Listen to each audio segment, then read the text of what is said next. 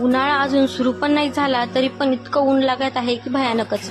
Part 1 मध्ये तुम्ही पाहिला असन आपण पक्ष्यासाठी पाणी वगैरे ठेवायसाठी हे असे काही DIY बनवले होते आणि त्याच्यामध्ये खरोखर पक्षी पाणी प्यायला येतात.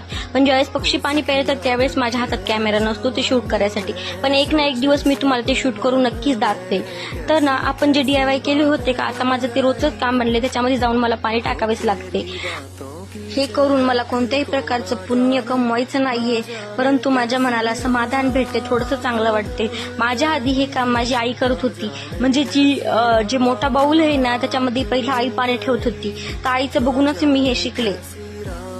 जे उरलेला भात असतो ते असतो आई तिथं नेहमी जाऊन टाकते आणि मी आईकडे सतत बघत होते.